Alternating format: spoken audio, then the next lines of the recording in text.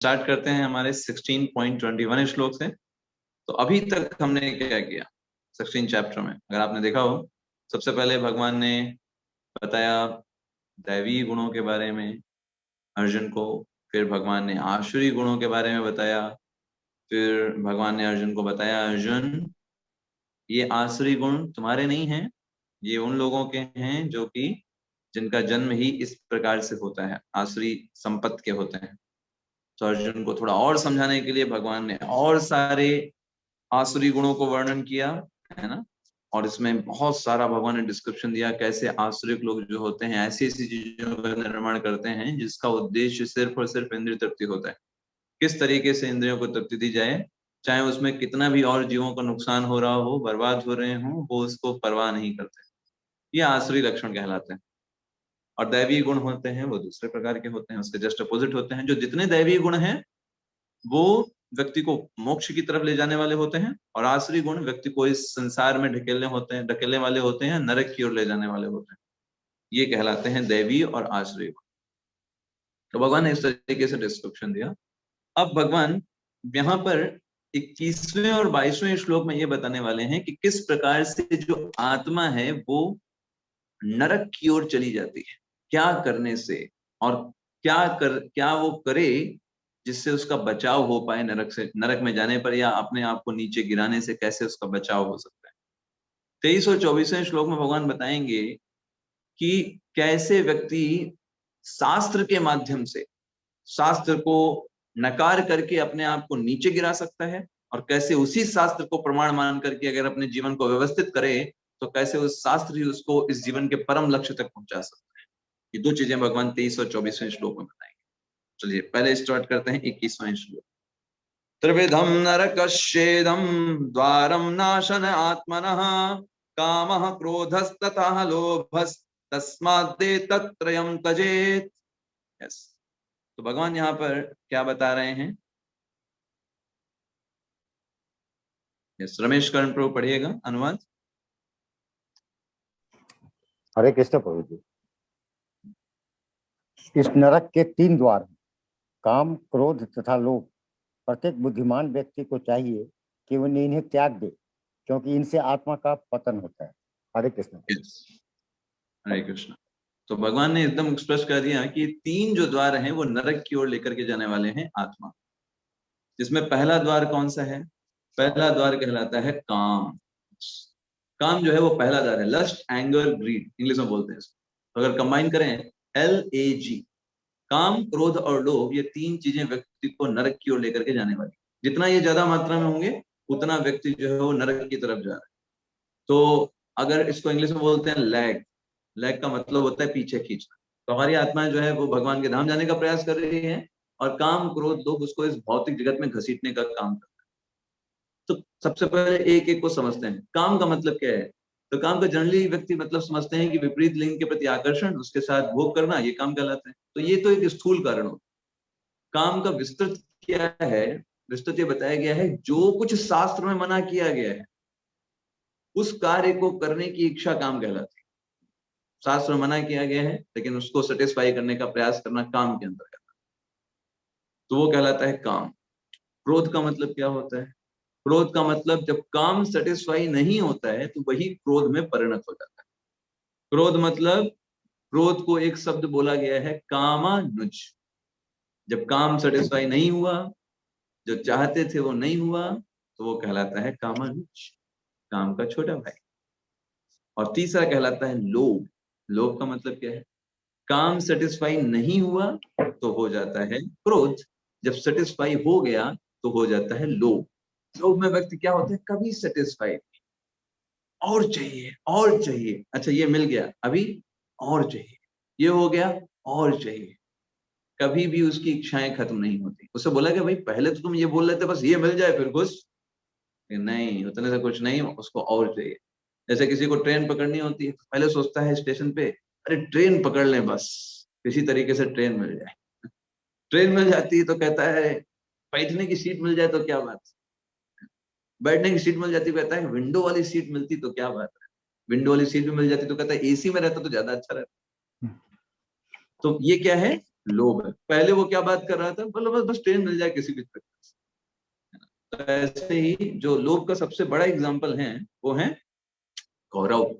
कौरव जो है वो लोभ का, लोभ के कारण नहीं देना चाह रहे, एक सुई के बराबर जमीन नहीं देंगे पांडवों को। क्यों दें उनको? भगवान श्री कृष्ण शांति दूत बनकर क्या है, कह रहे हैं कि भाई 5 गांव दे दो, आराम से, वो लोग क्षत्रिय हैं, आराम से राज्य करेंगे। लेकिन ये कह रहा मैं वो भी क्यों दूं, मुझे तो और चाहिए, मैं ये भी नहीं दूंगा। क्रोध के वो रीजन। ऐसे ही काम का एग्जाम्पल कौन है? रावण। रावण उसका एग्जाम्पल है जिसके कारण उसका पतन हुआ। और क्रोध का एग्जाम्पल कौन है? दुर्वासा मुनि। वो क्रोध का एग्जाम्पल है, क्रोध के कारण किस तरीके से उन्होंने क्रोध किया और अपना पतन करा दिया। तो ये तीनों चीजें व्यक्ति को नरक की ओर लेके जाने वाली होती हैं। इसलिए जो कोई अगर बुद्धिमान व्यक्ति है, भगवान क्या बोल रहे हैं यहाँ पर, कामस क्रोधस तथा लोभस तस्मात् देतत् त्रयम तजीत। इन तीनों को जो त्याग कर देता है वो व्यक्ति बुद्धिमान है। उसका मतलब उसने बुद्धिमानी से काम लिया। क्योंकि देखिए काम क्या होता है, काम व्यक्ति को शारीरिक चेतना में लाने का प्रयास करता है।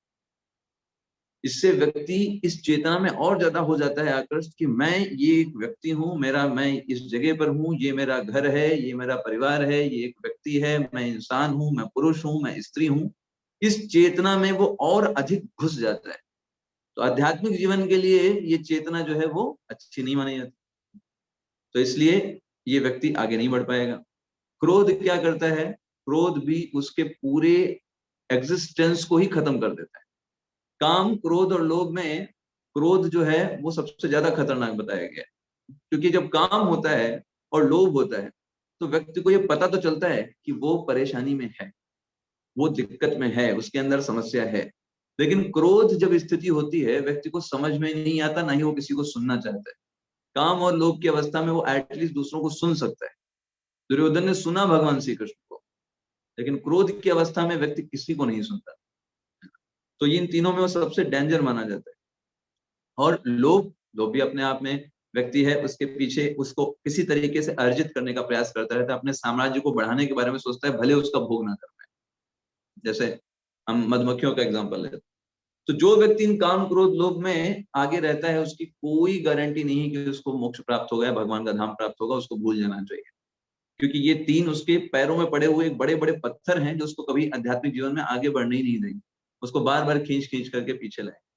तो ये काम, क्रोध, लोभ, ये तीनों इस चीज को बताते हैं कि हम भगवान बनना चाहते हैं, एग्जिस्ट बताते हैं। काम क्या बताता है कि हम एंजॉय करना चाहते हैं, I want to enjoy the life, हम आनंद के भोक्ता हैं। भगवान क्या बोल रहे हैं 5वें अध्याय में? भोक्तारम यज्ञ तपसाम, समस्त भोगों का स्वामी कौन हूं? मैं हूं। लेकिन जब कोई व्यक्ति काम को भोग करना चाहता है वो क्या बोलना चाहता है? भगवान के स्वामी, हम भोग करने वाले, हम एंजॉय करें। भगवान क्यों? तो वो भगवान का क्या बनना चाहता है? भोक्ता बनना चाहता है। ऐसे ही क्रोध, जब कोई वो क्रोध करना चाहता है तो भगवान क्या बोल रहे हैं? भोक्तारम यज्ञ तपसाम सर्वलोक महेश्वरम, सारे जगत का स्वामी कौन हूं? मैं हूं। ये व्यक्ति क्या बोलता है? आप कैसे स्वामी हो? स्वामी तो हम है ना, हम कंट्रोल करेंगे ना, हम जैसे चाह रहे हैं वैसा होना चाहिए। क्रोध कैसे आता है? जब हम कोई चीज कंट्रोल करना चाहते हैं, हम अपने आप को स्वामी मानते हैं। मैं स्वामी हूँ, मेरे, मैं जैसा बोल रहा हूँ वैसा होना चाहिए। ऐसा कैसे हो गया? दैट इज क्रोध। जब आप कंट्रोल करना चाहते हो चीजों को, वही आपके क्रोध में परिणत होता है। जब आप भगवान की सेवा मान करके कोई कार्य करते हैं और सोचते हैं कि ये भगवान की कृपा से हो रहा, हमारा प्रयास था, ठीक है, भगवान की यही इच्छा थी, ऐसा ही होना था, कोई बात नहीं, हम अपना प्रयास करेंगे। क्रोध कैसे आएगा? और लोभ, लोभ किसका सूचक है? भगवान क्या बोले? भोक्तारम यज्ञ तपस्याम सर्वलोक महेश्वरम शुहदम सर्वभूताना। तो लोभ ये दर्शाता है कि किस तरीके से हम और इस जगत के स्वामी बनना चाहते हैं। तो प्रॉपर्टीयरशिप, एंजॉयरशिप, है ना। तो एक तो हो गया स्वामी बनना इस जगत का, एक हो गया इस जगत को भोग करना। स्वामी बनना, भोग करना, यही चीजों से हम इस जगत को साफ कर रहे हैं। स्वामी बनना, भोग करना, नियंत्रण करना, यही तीन चीज करना चाहते हैं। यही तीन चीजें काम, क्रोध, लोभ में परिणत होती है। जो स्वामी बनने की धारणा है वो लोभ में जाती है, जब नियंत्रण करना चाहते हैं वो क्रोध में जाता है, जब भोग करना चाहते हैं वो काम में जाता है, और जब यही तीनों चीजें छोड़ के भगवान की सेवा करना चाहते हैं वो भक्ति में आता है। और जब तक ये तीन चीजें रहेंगी, हम यही काम, क्रोध, लोभ को परिपूर्ति करते रहेंगे। सेवा करने का टाइम था, अभी तो हमें यही अपने ईगो को सेटिस्फाई करना है ना, अपने अपने आप को शो ऑफ करना है, भोग और ऐश्वर्य में अपना मन लगाना है, संसार को दिखाना है। तो फिर जब संसार को दिखाने का है तो फिर आपको भगवान के लिए समय कहाँ है, क्योंकि संसार को दिखाने के लिए मेहनत करना पड़ता है, आपको काम करना पड़ेगा, बड़े बड़े उद्यम करने पड़ेंगे। और शास्त्र कहते हैं ऐसे उद्यमों से अपने आप को दूर रखना चाहिए, क्योंकि at the end of life ये सब चीजें जो हैं उनका कोई यूज नहीं रहने वाला है। तो बुद्धिमान व्यक्ति उन कार्यों पर मेहनत करते हैं जो कार्य उसको दूरगामी परिणाम देता है। अच्छा अच्छा इंश्योरेंस पॉलिसी रखना बुद्धिमान व्यक्ति का काम है, उसे पता है दूर अभी हमको थोड़ा नुकसान होगा लेकिन दूर में फायदा हमको मिलेगा, क्योंकि बाद में क्या होगा, हमको खूब पैसे मिले। तो ऐसे ही आध्यात्मिक जीवन में जो व्यक्ति आगे है वो क्या बताना चाह रहा है, दूर का देख रहा है ना, बुद्धिमान व्यक्ति वो दूर का देख रहा है। At the end of life क्या होगा, जितना भी ये चमक धमक है, जो भी सारी चीजें हैं वो सब तो यहीं रह जाएगी ना। जाएगा कौन, ये शरीर भी यहीं रह जाएगा, जाएगा कौन, आत्मा जाएगी, भगवान की सेवा जाएगी, है ना, आपका भगवान की सेवा के प्रति भाव जाएगा, बाकी सब तो चमक धमक जो तो यहीं रहने वाला है। तो उसके लिए कार्य करता है बुद्धिमान। तो काम क्रोध लोभ लोभ को हमें क्या कर सकते हैं भाई, इन तीन चीजों का है तो हमारे अंदर, हम तो मना नहीं कर सकते, हमारे अंदर है तो हमें शास्त्र और आचार्य बताते हैं कि बुद्धिमान व्यक्ति इन तीनों को डोवेटेल करता है भगवान की सेवा। काम का मतलब क्या होता है, काम का मतलब होता है व्यक्ति के अंदर इतनी उत्सुकता होती है भोग करने की, वो काम कहलाता है। तो वो व्यक्ति क्या करता है, उस काम को भगवान की सेवा में कन्वर्ट कर देता है। अभी उसके अंदर उत्सुकता है लेकिन भगवान की सेवा करने की उत्सुकता है, मुझे भगवान की सेवा करना है। जैसे व्यक्ति पैशन में होता है ना, पैशन में क्या व्यक्ति होता है, पैशन मतलब वो काम को रिप्रेजेंट करता है, रजोगुण का भाग। तो उसको कुछ दिखाई नहीं देता, उसको सिर्फ वही दिखाई देता है, बाकी सब चीजों के लिए वो अंधा हो जाता है, अंधा बहरा हो जाता है। काम जब किसी व्यक्ति पे हावी होता है तो काम हावी होता है, वो हर एक चीज के लिए अंधा बहरा हो जाता है, उसको सिर्फ वो ऑब्जेक्ट दिखाई देता है और वो स्वयं को देखता है कि वो ऑब्जेक्ट भोग करने वाला है, मुझे भोग करना है। ऐसे ही जब व्यक्ति उसी काम को भगवान की सेवा में डोवेटेल कर देता है, उसको सिर्फ एक चीज दिखाई देती है कि ये भगवान है और मुझे भगवान की सेवा करनी है, बाकी वो भौतिक कार्यों के लिए अपने आप को दूर कर लेता है। तो काम को किसमें कन्वर्ट कर लिया, भगवान की सेवा में। अभी उसके अंदर पैशन बहुत है, बहुत पैशन, लेकिन पैशन को कहाँ लगा रहा है, भगवान की सेवा में लगा रहा है। इतना एनर्जी भगवान की सेवा में लगा देता है कि उसको भौतिक जगत में भोग करने के लिए शक्ति है ही नहीं। राधे श्याम प्रभु बताते हैं इतना सेवा करो दिन भर कि जब बेड पे जाओ तो पढ़ के सीधे सो ही जाओ, कोई आपके माइंड में किसी प्रकार के कोई विचार रहे ही नहीं, क्योंकि दिन भर इतना सेवा किया, थक हार के आप सीधे सो ही जाओगे। तो इतना सेवा करना चाहिए। तो काम उससे खत्म, जो पैशन है वो सब भगवान की सेवा में। ओके, अब भाई क्रोध का क्या करें, क्रोध भी बहुत तेज आता है, मन करता है किसी के बारे में कुछ बुरा बोलने का, क्या करें उसका। तो शास्त्र और हमारे आचार्य बताते हैं क्रोध है कोई बात नहीं, क्रोध का प्रयोग करिए ना, उन लोगों पर प्रयोग करिए जो भगवान के विरोध में बोलते हैं, शास्त्रों को नहीं स्वीकार करते हैं, उन लोगों के बारे में आप बोलिए, उन लोगों को कंडेम करिए, उनके शास्त्रार्थ करिए, उनको उनको क्रोध करके उनको उनके तथ्यों को गलत सिद्ध करिए। अपने क्रोध का प्रयोग जो भगवान या भगवान के भक्तों के बारे में गलत बोल रहे हैं उनके ऊपर करिए। जैसे देखिए डिवोटीज कैसे करते हैं, है ना। हनुमान जी हैं, बहुत बड़े भगवान के भक्त हैं, लेकिन क्रोध में ऐसा नहीं, हनुमान जी को क्रोध नहीं। रावण ने जैसे ही बोला भगवान श्री राम के बारे में बोले, पूरा बोला, तो फिर रावण की उन्होंने ऐसी की तैसी कर दी, है ना, पूरे लंका में ही आग लगा दी। लेकिन रावण की लंका में आग लग गई, जो गलत बोला, जो भगवान के बारे में गलत बोला। हनुमान जी के बारे में ही भगवान रावण ने बहुत कुछ गलत बोला, हनुमान जी को कोई प्रॉब्लम नहीं। हनुमान जी को चाहे बोलो बंदर हो, तुम कोई काम के नहीं हो, तुम तो छोटे से हो, हनुमान जी को कोई प्रॉब्लम नहीं। तो डिवोटी की डेफिनेशन क्या है, उसको खुद का कोई ईगो नहीं होता है, विभीषण के घर को भी उसको छोड़ बुरा भी दिया बोलने था। से या उसके बारे में कुछ बोलने से उसको फर्क नहीं पड़ता है। उसको फर्क पड़ता है जब कोई भगवान या उनके डिवोटीज को बुरा बोलता है। सेम चीज होती है भगवान पर अप्लाई। भगवान को आप कुछ बुरा बोलेंगे, भगवान को कोई फर्क नहीं पड़ता है, वो तो संसार के लोग बोल ही रहे हैं। लेकिन अगर आप भक्त को बुरा बोलते हो तब भगवान सहन नहीं कर पाते हैं। जैसे राजा अम्बरीश के केस, ये यथा माम प्रपद्यन्ते ताम तथैव भजामि। हम भक्त भगवान के बारे में बुरा नहीं सुन सकते और भगवान भक्त के बारे में बुरा नहीं सुन सकते। That is. तो क्रोध, जो द्वेषी जन है, जो भगवान से द्वेष करते हैं, नास्तिक बात का प्रचार करने वाले हैं, है ना, जो भी लोग हों, है ना, उनके बारे में बुरा बोल सकते हैं, है ना। देखिए कितना आप पढ़िए, तात्पर्य पढ़िए प्रभुपाद जी के, कितना प्रभुपाद जी ने बोला है ये नास्तिक ये लोग, ये आजकल के एजुकेशन वाले, है ना, किस तरीके से कोई एजुकेशन नहीं देते आत्मा के बारे में, रास्कल्स हैं, फूल्स हैं कितना प्रभुपाद जी बोलते हैं। तो क्रोध को किसकी सेवा में कैसे लगाना है, ऐसे भगवान की सेवा में लगे। जो भगवान के विरोध में बातें कर रहे हैं उनके बारे में बोले, जबरदस्ती नहीं बोलना है, जहां पे जरूरत है वहीं।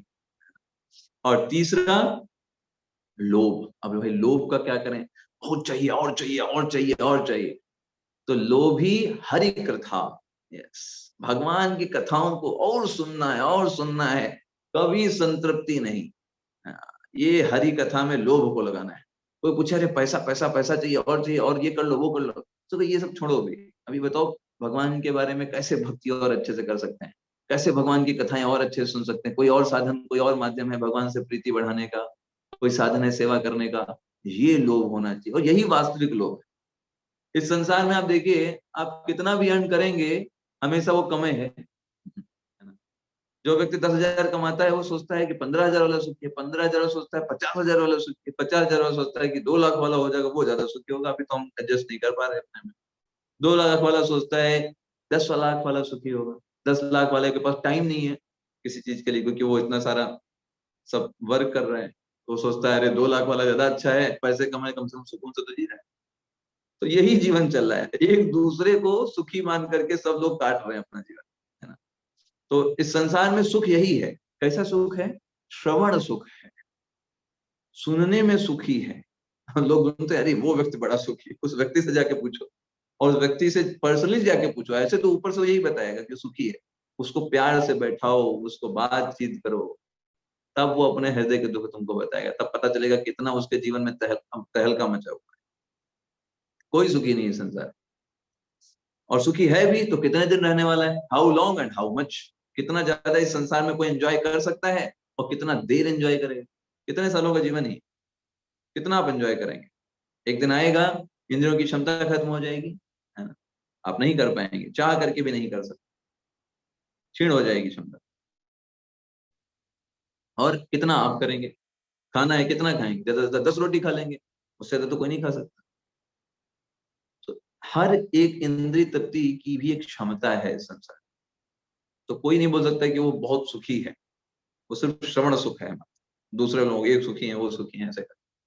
तो काम क्रोध लोभ, इन तीनों को इस तरीके से हम भगवान की सेवा में लगा सकते हैं, जो कि नरक के द्वार है। भगवान इसलिए 22वें श्लोक में बोलते हैं अगर कोई इन सब को छोड़ देता है, काम क्रोध लोभ को, है ना, वो काम का मतलब क्या है, जो चीजें शास्त्र में वर्जित की गई हैं उन चीजों को करने की बहुत तेज इच्छा, ये कहलाता है काम। क्रोध मतलब जब वो चीज नहीं सेटिस्फाई हुई तो उसके बाद का जो परिणाम आता है वो कहलाता है क्रोध, कि मैं ऐसा करना चाहता था, मैं कंट्रोल करना चाहता था, नहीं कंट्रोल हुआ, तो क्रोध लोभ। और तीसरा लोभ, जब वो कंट्रोल हो गया, हम जैसा चाहते थे वैसे ही काम चल रहा है, तो अब लोभ आ जाएगा कि अभी और चाहिए, और अगली बार भी यही होना चाहिए, इससे और अच्छा होना चाहिए, अगली बार इससे और आनंद मिलना चाहिए। लोभ, ये डेवलप हो जाता है। तो अभी इन तीनों को अगर कोई गिव अप करके भगवान की सेवा करता है या भगवान की सेवा में इन तीनों को लगा देता है, तो क्या होता है, 22वां श्लोक पढ़ेंगे। एतैर्विमुक्तः कौन्तेय तमो द्वारे स्थिरभिर्नरः आचरत्यात्मना श्रेयस्ततो याति परम गतिम। यस, सुनीता रानी माता जी पढ़िएगा। धन्यवाद। हरे कृष्ण प्रभु जी।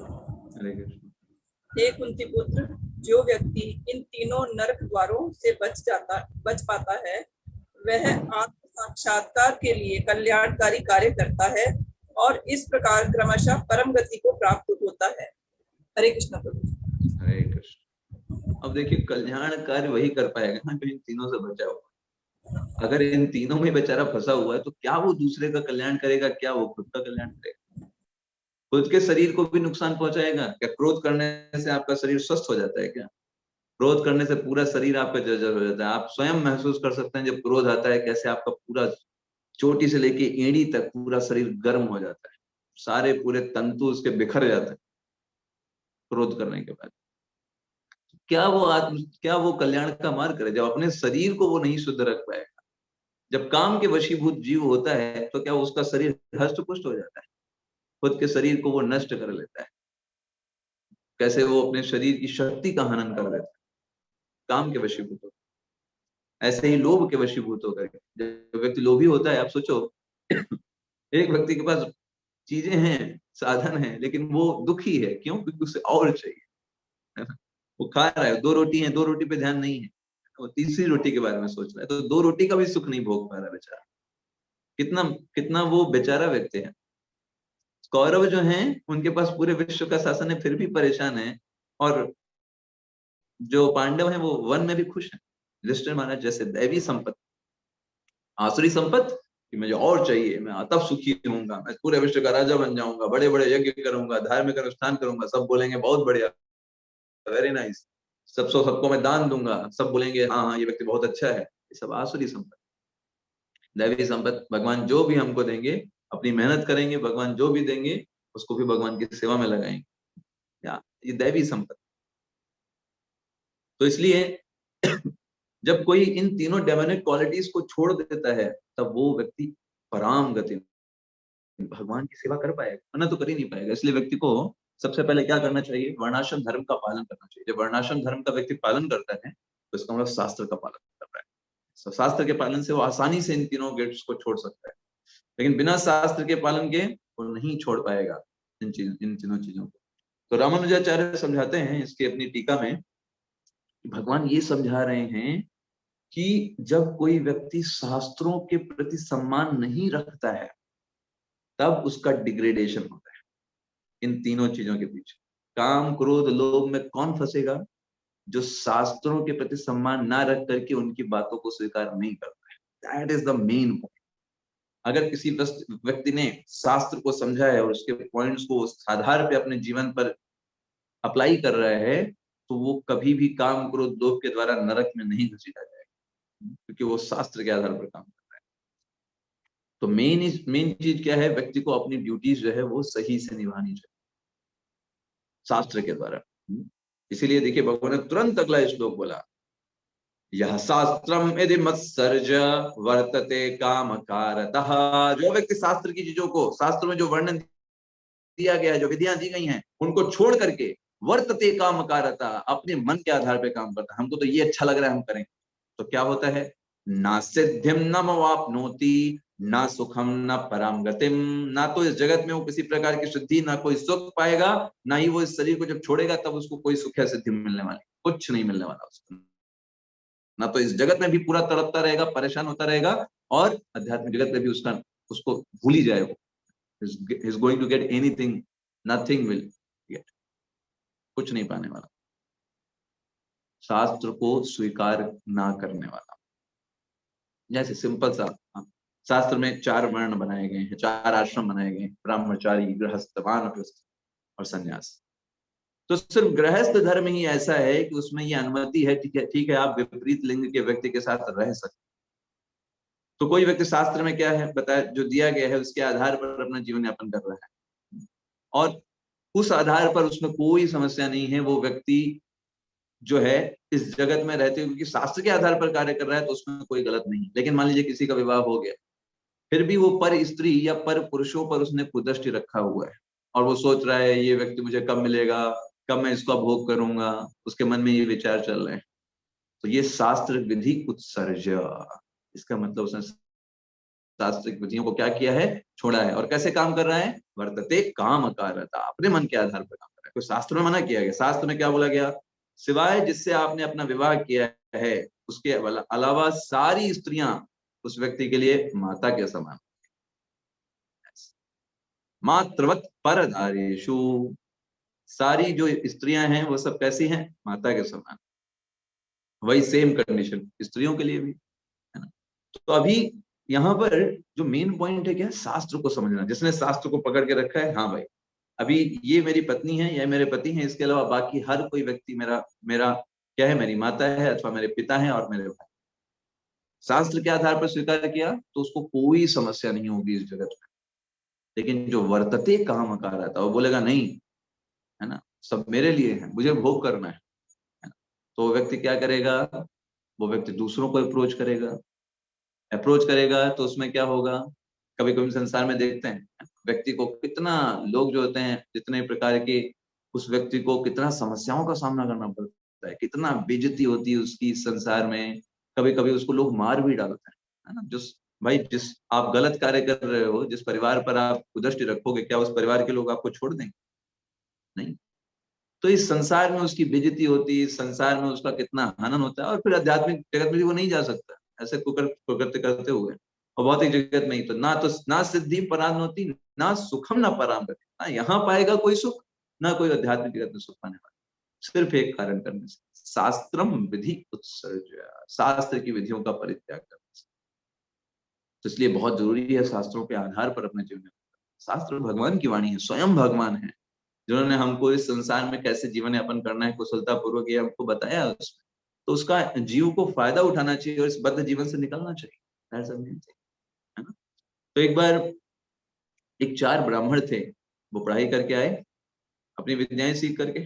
तो एक ब्राह्मण ने देखा एक कंकाल पड़ा हुआ है। उसने बोला, देखो इस कंकाल के टुकड़े इधर उधर पड़े हुए हैं, मैं बहुत अच्छा नॉलेज रखता हूँ, मैं सारे टुकड़ों को जोड़ दूंगा। और उसने क्या किया, सारे टुकड़ों को जोड़ दिया। दूसरा बोला, अरे तुम क्या जान, तुमने सिर्फ टुकड़ों को जोड़ा है, मैं अभी देखो इस सब के ऊपर खाल को चढ़ा दूंगा और उस जो जानवर था वैसे ही खाल को मैं पैदा कर दूंगा। दूसरे ने क्या किया, पूरी खाल को पैदा कर दिया।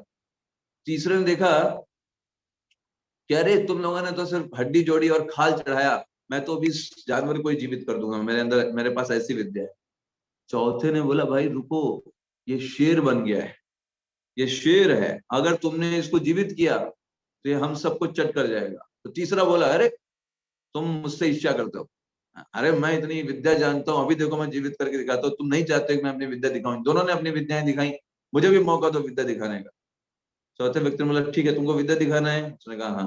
तो ठीक है, रुक जाओ, हमको पेड़ पे चढ़ जाने दो, फिर तुम विद्या दिखाओ आराम से। और चौथा व्यक्ति पेड़ पे चढ़ गया, कहा चलो तुम अपनी विद्या दिखाओ। तीसरे व्यक्ति ने शेर को जीवित कर दिया। और शेर ने क्या किया फिर बाद में, शेर ने हरि बोल कर दिया तीनों का, वहां पे चढ़ कर गया। भाई शेर का तो स्वभाव है, उसको वही खान पीनी वही है। तो इस तरीके से सिर्फ नॉलेज कंप्लीट नहीं होता है, एप्लीकेशन होना चाहिए। सिर्फ कोई व्यक्ति सोचे अच्छा शास्त्र अध्ययन करना है, इसका मतलब हम सुबह से लेकर के शाम तक बस यही वेद शास्त्र पुराण पढ़ते जाएंगे और फिर हम सब बड़े हमको सब मतलब शास्त्र हम समझ गए। नहीं, भगवान ने क्या बोला, शास्त्र की विधियों को जीवन में आत्मसात कर। शास्त्र में जो कहा गया है उस आधार पर सीनियर से गाइडेंस लेकर के कैसे उस शास्त्र के वाक्य को प्रैक्टिकली जीवन में हम अप्लाई कर सकते, तब वो कहलाता है शास्त्र की विधियों का समुचित पालन। कभी कभी गलत अंडरस्टैंडिंग हम डेवलप कर सकते हैं। शास्त्र में क्या कहा गया है उसको हम गलत अंडरस्टैंडिंग डेवलप करके हम गलत एग्जीक्यूशन अपने मन से कर सकते हैं, तो शास्त्र विधि नहीं माना जाएगा, वो माना जाएगा वर्तते काम कारण। आपने अपने मन के मुताबिक शास्त्र को मोड़ लिया। शास्त्र की विधियों को गुरुओं के माध्यम से, सीनियर्स के माध्यम से समझ करके अपने जीवन में अप्लाई करना, ये शास्त्र विधि। यस, तो यहाँ पर ये चीज बोली गई है ना, ये नहीं कि बस अपने मन के आधार पर या फिर अंध न्याय उसको बोलते हैं कि हमको शास्त्र की एक बात अच्छी लग रही, बस उसी बात को पढ़ लिया, दूसरे पोर्शन को देखा ही नहीं, वो भी महत्वपूर्ण है। भगवान 24वें श्लोक में बताते हैं, क्योंकि ये काम क्रोध लोभ ये तीनों जो व्यक्ति को डेविएट करते हैं, क्यों डेविएट करते हैं? क्योंकि शास्त्र को ना मानने से। तो अगर कोई शास्त्र मानेगा तो भगवान कहते हैं शास्त्र को मानना ही जीवन का बहुत बड़ा लक्ष्य है। और शास्त्र से ये चीज समझना, क्या मेरे लिए कार्य जो है करने लायक है, क्या नहीं करने लायक। तस्मात् शास्त्रम प्रमाणम ते कार्य अकार्य बनाइए, क्या मेरे लिए कार्य करने वाला है, क्या चीज नहीं करने वाला है। ठीक है, ये चीज मुझे करने में ऐसा लग रहा है कि अच्छा लगेगा, लेकिन शास्त्र में गलत बताया गया है तो नहीं करना है। और ये कार्य मुझे नहीं पसंद है, शास्त्र में बोला गया है कि करना ही चाहिए, नहीं तो पूरा नहीं होता है, हमें वो करेंगे। तस्मात् शास्त्रम प्रमाणम ते कार्य अकार्य व्यवस्थितो ज्ञात्वा शास्त्र विधानोक्तम कर्म कर्तुम मिहार्हसि। तो शास्त्र के आधार पर, शास्त्र को प्रमाण मान करके उसमें देखना चाहिए क्या कार्य सही है, क्या कार्य गलत है।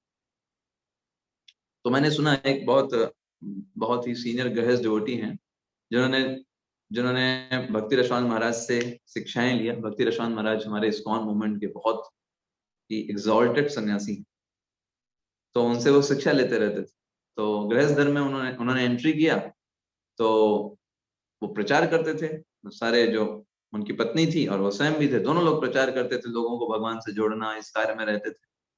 तो उन्होंने ये निर्णय लिया था अपने आप से कि भाई हमको तो प्रचार ही करना है, भगवान की सेवा ही करना है, कहाँ हम इस चक्कर में, परिवार और फैमिली के चक्कर में पड़ेंगे। तो उन्होंने बोला कि हम क्या करेंगे, हम बच्चे ही नहीं उत्पन्न करेंगे, हम प्रचार ही करते रहेंगे, भगवान की सेवा में कार्य करते रहेंगे और इस तरीके से अपना जीवन निर्वाहन करेंगे, क्योंकि उन सब चक्कर में पड़ेंगे तो हमारा टाइम जाएगा, बहुत सारा उतना केयर, उतना टेंशन हम नहीं दे पाएंगे, हमें तो भगवान की सेवाएं करनी।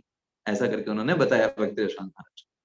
भक्ति रसायन महाराज ने कहा दैट इज नॉट गृहस्थ धर्म, ये शास्त्र नहीं, शास्त्र ऐसा नहीं कहता। शास्त्र क्या कहता है, अगर गृहस्थ धर्म में आपको संतानोत्पत्ति, ये आपकी ड्यूटी है, that is one of service to the society, ये आपकी सर्विस है समाज के, समाज को आप एक अच्छी संतान दें जो कि समाज को और आगे ले जाए, समाज को और ऊपर तक ले जाए, ये आपकी ड्यूटी है शास्त्रों के आधार। गृहस्थ धर्म का एक कर्तव्य है संतानोत्पत्ति। यहाँ पर ये नहीं है कि आपको किस लिए कर रहे हैं, अगर आप नहीं करेंगे तो गलत है। उन्होंने फिर इस तरीके से अपने निर्णय को बदला और उन्होंने फिर आगे इस तरीके से प्रोसीड किया। तो कहने का आशय क्या है, हम अपने मन मुताबिक कुछ हो सकता है सेवा मान करके कि ये तो सेवा ही है, ये तो भगवान के लिए कर रहे हैं, ऐसी चीज भी सोच सकते हैं जो शास्त्रों के विरोध में है। इसलिए गाइडेंस सीनियर्स का, जो कि कनेक्टेड है अच्छी तरीके से अपने सीनियर्स से और उनसे गाइडेंस ले रहे हैं, तो वो गाइडेंस बहुत जरूरी है। तो तस्मात् शास्त्रम प्रमाणन्ते, अगर शास्त्र को प्रमाण मान करें हम कार्य और कार्य की व्यवस्थिति करते हैं तो क्या होता है, इसका अनुवाद पढ़िएगा संतोष कुमार प्रभु जी इस श्लोक का। हरे कृष्ण प्रभु जी। हरे कृष्ण।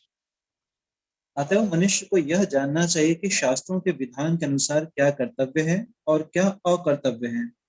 उसे ऐसे विधि विधानों को जानकर कर्म करना चाहिए जिससे वह क्रमशः ऊपर उठ सके। हरे कृष्ण।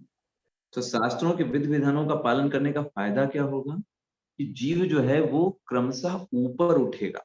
जैसे हमने आपको जस्ट एक बताया कि वर्णाश्रम तक, है ना, कोई बोले कि अरे इसका क्या फायदा होगा, कोई व्यक्ति अपने 25 साल गृहस्थ धर्म में इतना सब ये सब परेशान होकर के, इन सब झंझटों में पड़ करके वो एग्जीक्यूट कर रहा है, इससे उसका क्या फायदा होगा, उसका फायदा होगा प्यूरिफिकेशन, उसकी शुद्धता, वही उसकी शुद्धता है। धीरे धीरे वही चीजें उसको क्या करेंगी, शुद्ध करेंगी, उसको ऊपर लेकर के जाएंगी, भले वो नहीं समझ में आ रहा किस तरीके से हो रहा है, क्योंकि वो शास्त्र को फॉलो कर रहा है। इसलिए उस रगड़ से, उस संघर्ष ही उसको भगवान के करीब लेकर के जाएगा। तो जब व्यक्ति को बहुत अधिक संघर्ष होता है तो भगवान की शरण में भागता है। भक्त और अभक्त की पहचान क्या है, जब भक्त के जीवन में संघर्ष आता है वो भगवान की तरफ भागता है, अभक्त के जीवन में संघर्ष आता है तो वो ढेर हो जाता है। तो भक्त के अंदर सहन करने की क्षमता अधिक मात्रा में होती है, क्योंकि वो भगवान की सेवा करता है, उनसे कनेक्टेड रहता है, इस कारण से। इसलिए देखिए प्रभुपाद जी क्या लिखते हैं परपट में, सबसे लास्ट में हम देखेंगे। प्रभुपाद जी लिखते हैं, मानव समाज के ये ही कतिपय दोष हैं। इसके पहले देखिए, हाँ यस, वे गुरु के आदेशों का उल्लंघन करते हैं और शास्त्रों के विधानों की परवाह नहीं करते। वे भक्ति की महिमा का श्रवण करके भी उसके प्रति आकृष्ट नहीं होते। इस प्रकार वे उन्नति का अपना निजी मार्ग बनाते हैं। मानव समाज के यही कतिपय दोष हैं, वो आकृष्ट नहीं हो रहे शास्त्रों के प्रति, जिसके कारण आसुरी जीवन बिताना पड़ता है। किंतु देखिए यहां से, यदि उपयुक्त तथा प्रमाणिक गुरु का मार्गदर्शन प्राप्त हो जाता है तो उसका जीवन सफल हो जाता है, क्योंकि गुरु उच्च पद की और उन्नति का मार्ग दिखा सकता है। अब देखिए यहाँ पर मेन क्या है, गुरु साधु शास्त्र, ये तीन ट्राइपॉड है। आप सिंपल शास्त्र से आगे नहीं बढ़ सकते, सिंपल आप जो गुरु है, आप शास्त्र को अगर किनारे कर दो, सिर्फ गुरु हो तो उससे भी नहीं हो पाएगा, और सिर्फ साधु से भी नहीं। ये तीनों एक दूसरे की मदद करते हैं, गुरु साधु शास्त्र। गुरु कौन है, जो वो वही बोले जो शास्त्र में लिखा है, वही बोले जो साधु कहता है। शास्त्र क्या है, शास्त्र वो हैं जो गुरु और साधु बताते हैं, वही चीज शास्त्र है। और साधु क्या बोलते हैं, जो गुरु बोलेंगे, जो शास्त्र बोलेंगे, वही साधु बोलेंगे। इनमें से कोई भी डिसबैलेंस हो रहा है मतलब गड़बड़ है। तो हमें इन तीनों के पैरामीटर्स को हमेशा चेक करते रहना चाहिए, है ना। यस, तो हम आज यहीं पर रखेंगे, 16 चैप्टर हम यहीं पे एंड करते हैं, और फिर हम 17 चैप्टर नेक्स्ट क्लास में करेंगे। कल तो क्लास मुश्किल हो पाएगी, कल क्लास नहीं होगी, कल के बुधवार के दिन अगली क्लास होगी, हम आपको फिर मेंशन करेंगे ग्रुप में, ठीक है। हरे कृष्ण। हरे कृष्ण प्रभु जी, हरे कृष्ण प्रभु जी, हरे कृष्ण प्रभु जी, हरे कृष्ण प्रभु जी, हरे कृष्ण प्रभु जी, हरे कृष्ण, हरे कृष्ण प्रभु जी, हरे कृष्ण, हरे कृष्णा प्रभु जी, हरे कृष्ण, प्रभु जी, हरे कृष्ण। हरे कृष्ण। हेलो।